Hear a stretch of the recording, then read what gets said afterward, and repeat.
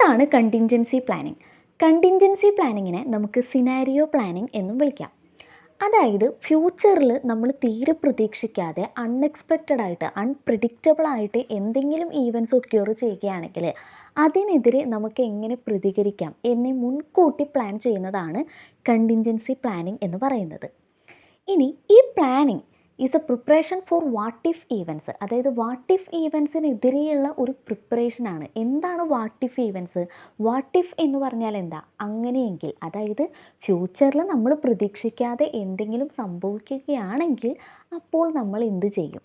അപ്പോൾ ഇത്തരത്തിലുള്ള what if ഈവൻറ്റ്സിനെതിരെയുള്ള ഒരു പ്രിപ്പറേഷൻ കൂടിയാണ് ഈ കണ്ടിൻജൻസി പ്ലാനിംഗ് എന്ന് പറയുന്നത്. പിന്നെ ഇതിനിപ്പോൾ എക്സാമ്പിൾ പറയുകയാണെങ്കിൽ, ഇപ്പോൾ നമ്മൾ തീരെ പ്രതീക്ഷിക്കാതെ കമ്പനിയുടെ അകത്ത് ഒരു തീപിടുത്തം ഉണ്ടാവുകയാണ്. നമ്മളത് മുൻകൂട്ടി ചിന്തിക്കുന്നില്ലല്ലോ ഇങ്ങനെ തീപിടുത്തം ഉണ്ടാകുന്നു എന്ന്. അതുപോലെ തന്നെ ഗവൺമെൻറ് പുതിയ പുതിയ റെഗുലേഷൻസ് കൊണ്ടുവരുന്നത്.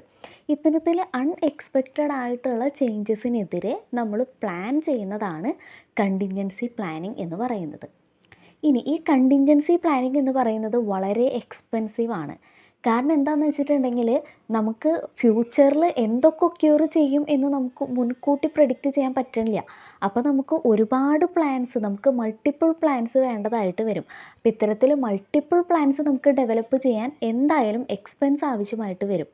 പക്ഷേ ഇവിടെ പറയുന്ന ഒരു കാര്യം എന്താണെന്ന് വെച്ചിട്ടുണ്ടെങ്കിൽ, ഇത് എക്സ്പെൻസ് ആണ് എന്നുണ്ടെങ്കിലും നമ്മളിങ്ങനെ മുൻകൂട്ടി പ്ലാൻ ചെയ്യുന്നത് കൊണ്ട് തന്നെ ഇങ്ങനെ എന്തെങ്കിലും ഈവൻറ്റ്സ് ഒക്യൂർ ചെയ്യുകയാണെങ്കിൽ നമുക്കതിനെ മുൻകൂട്ടി തടയാനായിട്ട് സാധിക്കും. അപ്പോൾ അതുകൊണ്ട് തന്നെ ഇതൊരു കോസ്റ്റ് സേവിങ് കൂടിയാണ് എന്നാണ് പറയുന്നത്. അതായത് ഇപ്പോൾ ഒരു എക്സാമ്പിൾ പറയുകയാണെങ്കിൽ, ഫ്യൂച്ചറിൽ കമ്പനിയിൽ ഒരു വലിയൊരു തീപിടുത്തം ഉണ്ടാവുകയാണ്. അപ്പോൾ നമ്മൾ മുൻകൂട്ടി ഒന്നും പ്ലാൻ ചെയ്തിട്ടില്ല എന്നുണ്ടെങ്കിൽ അവിടെ എന്ത് സംഭവിക്കും? ആ കമ്പനി മുഴുവൻ തീപിടിച്ച് നശിക്കും. നമ്മൾ ഇതുവരെ സമ്പാദിച്ചത് മുഴുവൻ നമുക്ക് നഷ്ടമാക്കും. എന്നാൽ നമ്മൾ അവിടെ ഒരു പ്ലാനിങ് നടത്താണ്. ആ പ്ലാനിങ്ങിന് നമുക്ക് എന്തായാലും കോസ്റ്റ് ചിലവാകും. പക്ഷേ എന്നാൽ പോലും ഫ്യൂച്ചറിൽ ഇതുപോലെ ഉണ്ടാകുന്ന നാശനഷ്ടങ്ങൾ നമുക്ക് പൂർണ്ണമായിട്ടും ഒഴിവാക്കാനായിട്ട് സാധിക്കും. അതുകൊണ്ടാണ് പറയുന്നത് കണ്ടിൻജൻസി പ്ലാനിങ് എന്ന് പറയുന്നത് എക്സ്പെൻസീവ് ആണ്. നമുക്ക് പ്ലാൻ ചെയ്യുന്ന സമയത്ത് നമുക്ക് എക്സ്പെൻസീവ് ആണ്. പക്ഷേ ഇതൊരു ഗ്രേറ്റർ സേവിങ്സിലേക്കാണ് ലീഡ് ചെയ്യുന്നത്.